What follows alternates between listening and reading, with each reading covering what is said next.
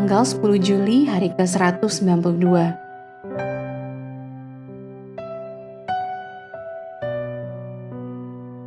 Bacaan Pengkhotbah pasal 1 sampai dengan pasal 6. Menjelajahi ketidakkonsistenan kehidupan.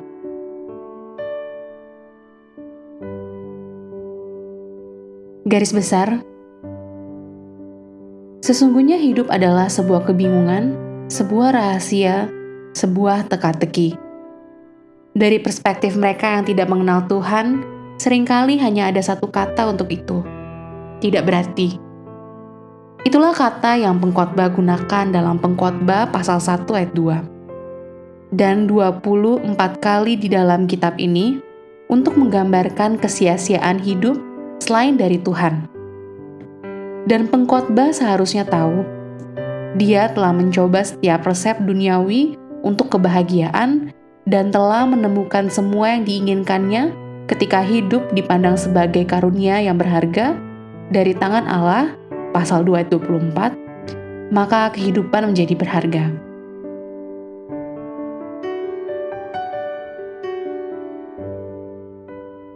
Renungan harian. Apa yang akan Anda pikirkan jika hidup Anda dimulai pada usia 80 dan secara bertahap menjadi 18 tahun? Akankah Anda menjalaninya secara berbeda? Sang pengkhotbah tidak memiliki ilusi tentang kehidupan. Dia belajar dari pengalaman langsung bahwa tidak ada yang di bawah matahari akan membawa kepuasan yang langgeng. Bahkan di tengah-tengah pelayarannya menuju kesia-siaan, sang pengkhotbah menjadi lebih bijak karena dia menemukan tangan Allah di tempat kerja. Lihat Pengkhotbah pasal 2 ayat 24 dan pasal 9 ayat 1. Allah adalah pemberi hikmat, pengetahuan, dan sukacita. Pasal 2 ayat 26. Dia memungkinkan orang untuk makan dan minum dan menikmati hasil kerja mereka. Pasal 3 ayat 13. Mengapa tidak merencanakan pesta pujian pada malam ini? Bersama keluarga dan teman-teman, buatlah acara makan bersama khusus untuk tujuan mengucapkan terima kasih kepada Tuhan atas berkat-Nya yang baik. Anda akan menemukan bahwa kegiatan ini akan menjadi suatu kebiasaan.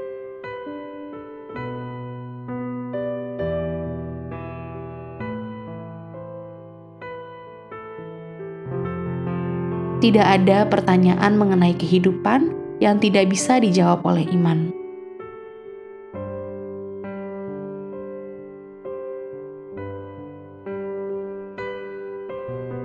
Pendalaman.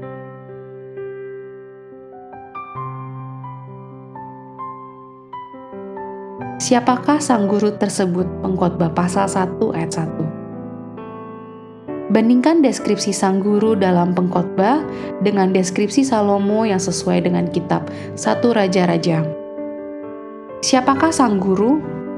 Putra Raja Daud, Pengkhotbah pasal 1 ayat 1. Siapakah Salomo? Lihat 1 Raja-Raja pasal 2 ayat 1. Siapa sang guru? Pencari pemahaman.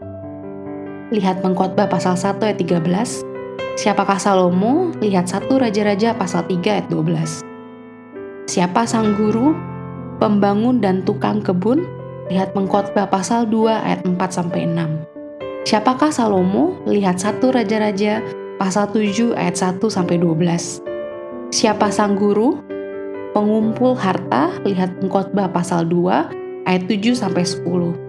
Siapakah Salomo? Lihat 1 Raja-Raja pasal 10 ayat 14-29. Menurut Anda, siapa guru itu? Salomo atau orang lain?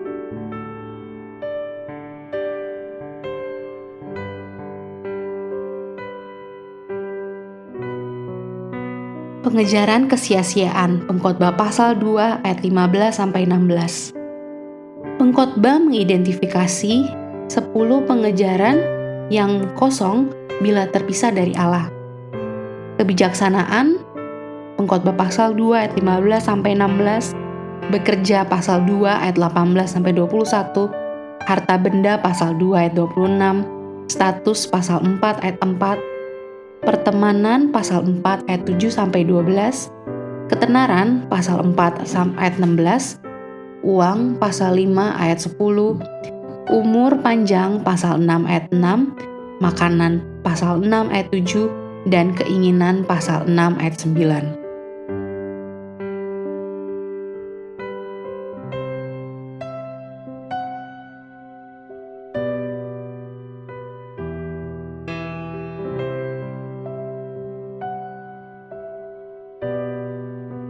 Amin. Tuhan Yesus memberkati.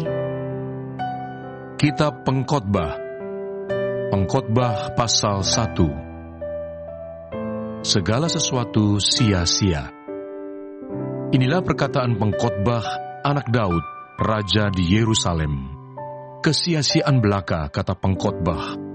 Kesia-siaan belaka, segala sesuatu adalah sia-sia. Apakah gunanya manusia berusaha dengan jerih payah di bawah matahari? Keturunan yang satu pergi, dan keturunan yang lain datang, tetapi bumi tetap ada.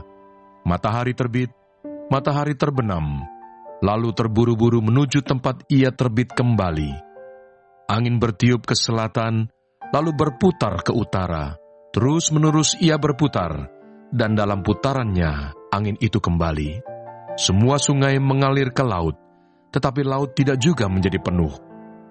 Kemana sungai mengalir, ke situ sungai mengalir selalu. Segala sesuatu menjemukan, sehingga tak terkatakan oleh manusia. Mata tidak kenyang melihat, telinga tidak puas mendengar. Apa yang pernah ada, akan ada lagi, dan apa yang pernah dibuat, akan dibuat lagi. Tak ada sesuatu yang baru di bawah matahari. Adakah sesuatu yang dapat dikatakan, lihatlah, ini baru? Tetapi itu sudah ada dulu, lama sebelum kita ada. Kenang-kenangan dari masa lampau tidak ada, dan dari masa depan yang masih akan datang pun, tidak akan ada kenang-kenangan pada mereka yang hidup sesudahnya. Pengejaran hikmat adalah sia-sia. Aku, pengkhotbah, adalah raja atas Israel di Yerusalem. Aku membulatkan hatiku untuk memeriksa dan menyelidiki dengan hikmat segala yang terjadi di bawah langit. Itu pekerjaan yang menyusahkan yang diberikan Allah kepada anak-anak manusia untuk melelahkan diri. Aku telah melihat segala perbuatan yang dilakukan orang di bawah matahari, tetapi lihatlah, segala sesuatu adalah kesia-siaan dan usaha menjaring angin. Yang bongkok tak dapat diluruskan, dan yang tidak ada tak dapat dihitung. Aku berkata dalam hati, lihatlah, aku telah memperbesar dan menambah hikmat lebih daripada semua orang yang memerintah atas Yerusalem sebelum aku. Dan hatiku telah memperoleh banyak hikmat dan pengetahuan. Aku telah membulatkan hatiku untuk memahami hikmat dan pengetahuan, kebodohan dan kebebalan. Tetapi aku menyadari bahwa hal ini pun adalah usaha menjaring angin, karena di dalam banyak hikmat ada banyak susah hati, dan siapa memperbanyak pengetahuan, memperbanyak kesedihan. Pengkhotbah pasal 2. Hikmat dan kebodohan adalah hal yang sia-sia. Aku berkata dalam hati, mari, aku hendak menguji kegirangan, nikmatilah kesenangan, tetapi lihat, juga itu pun sia-sia. Tentang tertawa, aku berkata, itu bodoh, dan mengenai kegirangan, apa gunanya? Aku menyelidiki diriku dengan menyegarkan tubuhku dengan anggur, sedang akal budiku tetap memimpin dengan hikmat, dan dengan memperoleh kebebalan, sampai aku mengetahui apa yang baik bagi anak-anak manusia untuk dilakukan di bawah langit selama hidup mereka yang pendek itu. Aku melakukan pekerjaan-pekerjaan besar, mendirikan bagiku rumah-rumah, menanami bagiku kebun-kebun anggur. Aku mengusahakan bagiku kebun-kebun dan taman-taman, dan menanaminya dengan rupa-rupa pohon buah-buahan. Aku menggali bagiku kolam-kolam untuk mengairi dari situ tanaman pohon-pohon muda. Aku membeli budak-budak laki-laki dan perempuan, dan ada budak-budak yang lahir di rumahku. Aku mempunyai juga banyak sapi dan kambing domba, melebihi siapapun yang pernah hidup di Yerusalem sebelum aku. Aku mengumpulkan bagiku juga perak dan emas, harta benda raja-raja dan daerah-daerah. Aku mencari bagiku biduan-biduan dan biduanita-biduanita, dan yang menyenangkan anak-anak manusia, yakni banyak gundik. Dengan demikian, aku menjadi besar, bahkan lebih besar daripada siapapun yang pernah hidup di Yerusalem sebelum aku. Dalam pada itu, hikmatku tinggal tetap padaku. Aku tidak merintangi mataku dari apapun yang dikehendakinya, dan aku tidak menahan hatiku dari sukacita apapun. Sebab hatiku bersukacita karena segala jerih payahku. Itulah buah segala jerih payahku, ketika aku meneliti segala pekerjaan yang telah dilakukan tanganku, dan segala usaha yang telah kulakukan untuk itu dengan jerih payah. Lihatlah, segala sesuatu adalah kesia-siaan dan usaha menjaring angin. Memang tak ada keuntungan di bawah matahari. Lalu aku berpaling untuk meninjau hikmat, kebodohan, dan kebebalan. Sebab apa yang dapat dilakukan orang yang menggantikan raja? Hanya apa yang telah dilakukan orang. Dan aku melihat bahwa hikmat melebihi kebodohan, seperti terang melebihi kegelapan. Mata orang berhikmat ada di kepalanya, sedangkan orang yang bodoh berjalan dalam kegelapan. Tetapi aku tahu juga bahwa nasib yang sama menimpa mereka semua. Maka aku berkata dalam hati, nasib yang menimpa orang bodoh juga akan menimpa aku. Untuk apa aku ini dulu begitu berhikmat? Lalu aku berkata dalam hati, bahwa ini pun sia-sia, karena tidak ada kenang-kenangan yang kekal baik dari orang yang berhikmat maupun dari orang yang bodoh. Sebab pada hari-hari yang akan datang, kesemuanya sudah lama dilupakan. Dan, orang yang berhikmat mati juga seperti orang yang bodoh. Oleh sebab itu, aku membenci hidup, karena aku menganggap menyusahkan apa yang dilakukan di bawah matahari, sebab segala sesuatu adalah kesia-siaan dan usaha menjaring angin. Aku membenci segala usaha yang kulakukan dengan jerih payah di bawah matahari, sebab aku harus meninggalkannya kepada orang yang datang sesudah aku. Dan siapakah yang mengetahui apakah orang itu berhikmat atau bodoh? Meskipun demikian, ia akan berkuasa atas segala usaha yang kulakukan di bawah matahari dengan jerih payah dan dengan mempergunakan hikmat. Ini pun sia-sia. Dengan demikian, aku mulai putus asa terhadap segala usaha yang kulakukan dengan jerih payah di bawah matahari. Sebab, kalau ada orang berlelah-lelah dengan hikmat, pengetahuan dan kecakapan, maka ia harus meninggalkan bahagiannya kepada orang yang tidak berlelah-lelah untuk itu. Ini pun kesia-siaan dan kemalangan yang besar. Apakah faedahnya yang diperoleh manusia dari segala usaha yang dilakukannya dengan jerih payah di bawah matahari dan dari keinginan hatinya? Seluruh hidupnya penuh kesedihan, dan pekerjaannya penuh kesusahan hati. Bahkan pada malam hari, hatinya tidak tenteram. Ini pun sia-sia. Tak ada yang lebih baik bagi manusia daripada makan dan minum, dan bersenang-senang dalam jerih payahnya. Aku menyadari bahwa ini pun dari tangan Allah.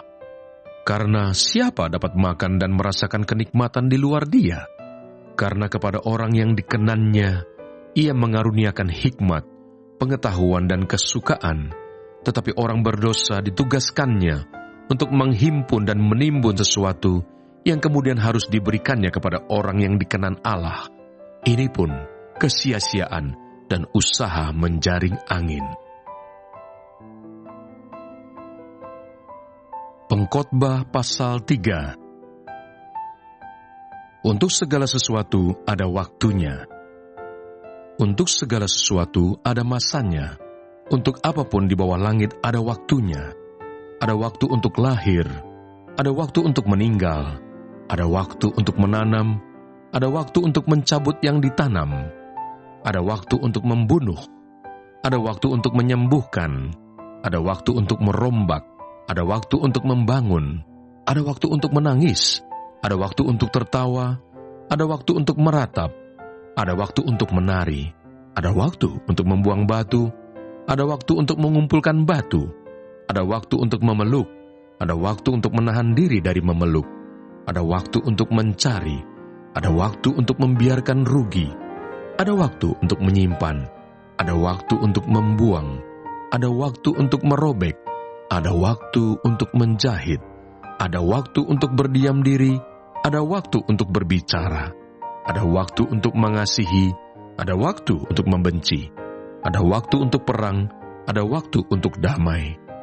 Apakah untung pekerjaan dari yang dikerjakannya dengan berjerih payah? Aku telah melihat pekerjaan yang diberikan Allah kepada anak-anak manusia untuk melelahkan dirinya. Ia membuat segala sesuatu indah pada waktunya.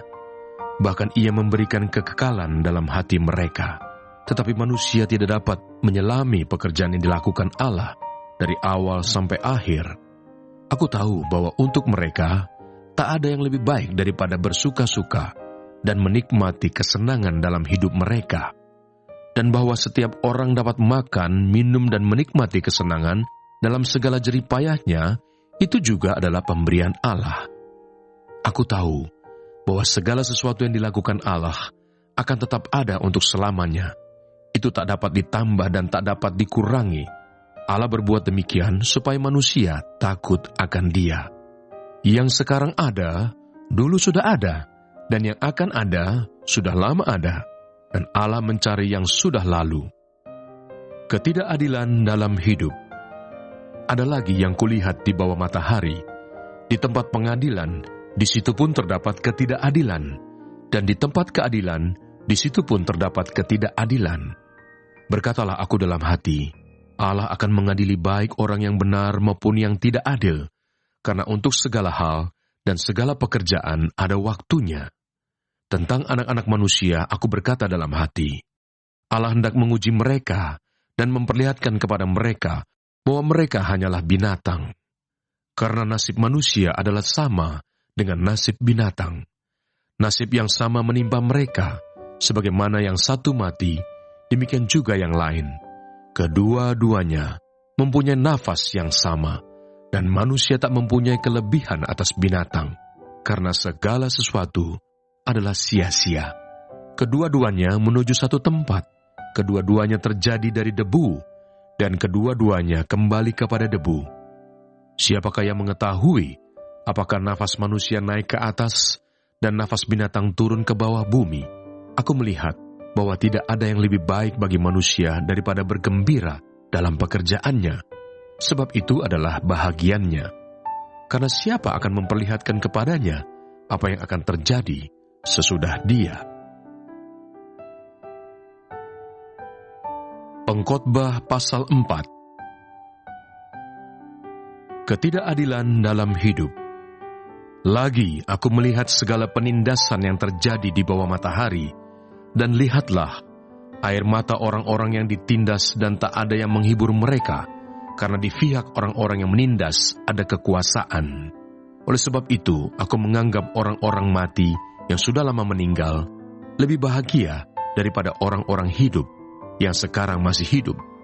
Tetapi yang lebih bahagia daripada kedua-duanya itu, kuanggap orang yang belum ada, yang belum melihat perbuatan jahat yang terjadi di bawah matahari. Dan aku melihat bahwa segala jerih payah dan segala kecakapan dalam pekerjaan adalah iri hati seseorang terhadap yang lain. Ini pun kesia-siaan dan usaha menjaring angin. Orang yang bodoh melipat tangannya dan memakan dagingnya sendiri. Segenggam ketenangan lebih baik daripada 2 genggam jerih payah dan usaha menjaring angin. Kesia-siaan dalam hidup. Aku melihat lagi kesia-siaan di bawah matahari. Ada seorang sendirian, ia tidak mempunyai anak laki-laki atau saudara laki-laki, dan tidak henti-hentinya ia berlelah-lelah. Matanya pun tidak puas dengan kekayaan. Untuk siapa aku berlelah-lelah dan menolak kesenangan? Ini pun kesia-siaan dan hal yang menyusahkan. Berdua lebih baik daripada seorang diri, karena mereka menerima upah yang baik dalam jerih payah mereka. Karena kalau mereka jatuh, yang seorang mengangkat temannya, tetapi wahai orang yang jatuh, yang tidak mempunyai orang lain untuk mengangkatnya. Juga kalau orang tidur berdua, mereka menjadi panas, Tetapi bagaimana seorang saja dapat menjadi panas? Dan bila mana seorang dapat dialahkan, 2 orang akan dapat bertahan. Tali 3 lembar tak mudah diputuskan. Lebih baik seorang muda miskin, tetapi berhikmat, daripada seorang raja tua, tetapi bodoh, yang tak mau diberi peringatan lagi. Karena dari penjara, orang muda itu keluar untuk menjadi raja, biarpun ia dilahirkan miskin, semasa pemerintahan orang yang tua itu. Aku melihat semua orang yang hidup di bawah matahari berjalan bersama-sama dengan orang muda tadi yang akan menjadi pengganti raja itu. Tiada habis-habisnya rakyat yang dipimpinnya, namun orang yang datang kemudian tidak menyukai dia. Oleh sebab itu, ini pun kesia-siaan dan usaha menjaring angin. Takutlah akan Allah. Jagalah langkahmu kalau engkau berjalan ke rumah Allah. Menghampiri untuk mendengar adalah lebih baik daripada mempersembahkan korban yang dilakukan oleh orang-orang bodoh, karena mereka tidak tahu bahwa mereka berbuat jahat. Pengkhotbah pasal 5. Takutlah akan Allah. Janganlah terburu-buru dengan mulutmu, dan janganlah hatimu lekas-lekas mengeluarkan perkataan di hadapan Allah. Karena Allah ada di surga dan engkau di bumi. Oleh sebab itu, biarlah perkataanmu sedikit. Karena sebagaimana mimpi disebabkan oleh banyak kesibukan, demikian pula percakapan bodoh disebabkan oleh banyak perkataan. Kalau engkau bernazar kepada Allah, janganlah menunda-nunda menepatinya, karena ia tidak senang kepada orang-orang bodoh. Tepatilah nazarmu. Lebih baik engkau tidak bernazar daripada bernazar tetapi tidak menepatinya. Janganlah mulutmu membawa engkau ke dalam dosa, dan janganlah berkata di hadapan utusan Allah bahwa engkau khilaf. Apakah perlu Allah menjadi murka atas ucapan-ucapanmu dan merusakkan pekerjaan tanganmu? Karena sebagaimana mimpi banyak, demikian juga perkataan sia-sia banyak. Tetapi takutlah akan Allah. Kesia-siaan kekayaan. Kalau engkau melihat dalam suatu daerah orang miskin ditindas dan hukum serta keadilan diperkosa, janganlah heran akan perkara itu, karena pejabat tinggi yang satu mengawasi yang lain. Begitu pula pejabat-pejabat yang lebih tinggi mengawasi mereka. Suatu keuntungan bagi negara dalam keadaan demikian ialah kalau rajanya dihormati di daerah itu. Siapa mencintai uang tidak akan puas dengan uang, dan siapa mencintai kekayaan tidak akan puas dengan penghasilannya. Ini pun sia-sia. Dengan bertambahnya harta, bertambah pula orang-orang yang menghabiskannya. Dan apakah keuntungan pemiliknya selain daripada melihatnya? Enak tidurnya orang yang bekerja, baik ia makan sedikit maupun banyak, tetapi kekenyangan orang kaya sekali-kali tidak membiarkan dia tidur. Ada kemalangan yang menyedihkan kulihat di bawah matahari. Kekayaan yang disimpan oleh pemiliknya menjadi kecelakaannya sendiri. Dan kekayaan itu binasa oleh kemalangan, sehingga tak ada suatu pun padanya untuk anaknya. Sebagaimana ia keluar dari kandungan ibunya, demikian juga ia akan pergi, telanjang seperti ketika ia datang, dan tak diperolehnya dari jerih payahnya suatu pun yang dapat dibawa dalam tangannya. Ini pun kemalangan yang menyedihkan. Sebagaimana ia datang, demikian pun ia akan pergi. Dan apakah keuntungan orang tadi yang telah berlelah-lelah menjaring angin? Malah sepanjang umurnya, ia berada dalam kegelapan dan kesedihan, mengalami banyak kesusahan, penderitaan, dan kekesalan. Lihatlah, yang kuanggap baik dan tepat ialah kalau orang makan minum dan bersenang-senang dalam segala usaha yang dilakukan dengan jerih payah di bawah matahari selama hidup yang pendek yang dikaruniakan Allah kepadanya. Sebab itulah bahagiannya. Setiap orang yang dikaruniai Allah kekayaan dan harta benda dan kuasa untuk menikmatinya, untuk menerima bahagiannya, dan untuk bersukacita dalam jerih payahnya, juga itu pun karunia Allah. Tidak sering ia mengingat umurnya, karena Allah membiarkan dia sibuk dengan kesenangan hatinya. Pengkhotbah pasal 6. Kesia-siaan kekayaan. Ada suatu kemalangan yang telah kulihat di bawah matahari yang sangat menekan manusia, orang yang dikaruniai Allah kekayaan, harta benda dan kemuliaan, sehingga ia tak kekurangan suatu pun yang diingininya. Tetapi orang itu tidak dikaruniai kuasa oleh Allah untuk menikmatinya, melainkan orang lain yang menikmatinya. Inilah kesia-siaan dan penderitaan yang pahit.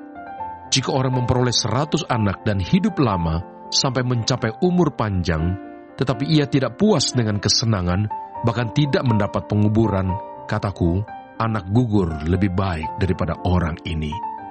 Sebab anak gugur itu datang dalam kesia-siaan dan pergi dalam kegelapan, dan namanya ditutupi kegelapan. Lagi pula, ia tidak melihat matahari dan tidak mengetahui apa-apa. Ia lebih tenteram daripada orang tadi. Biarpun ia hidup 2 kali 1000 tahun, kalau ia tidak menikmati kesenangan, bukankah segala sesuatu menuju satu tempat?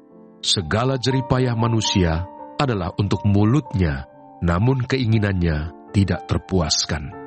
Karena apakah kelebihan orang yang berhikmat daripada orang yang bodoh? Apakah kelebihan orang miskin yang tahu berperilaku di hadapan orang?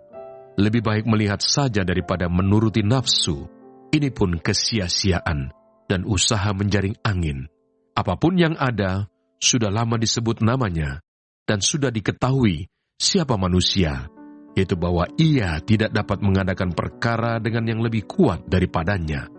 Karena makin banyak kata-kata, makin banyak kesia-siaan. Apakah faedahnya untuk manusia? Karena siapakah ia mengetahui apa yang baik bagi manusia sepanjang waktu yang pendek dari hidupnya yang sia-sia, yang ditempuhnya seperti bayangan? Siapakah yang dapat mengatakan kepada manusia apa yang akan terjadi di bawah matahari sesudah dia?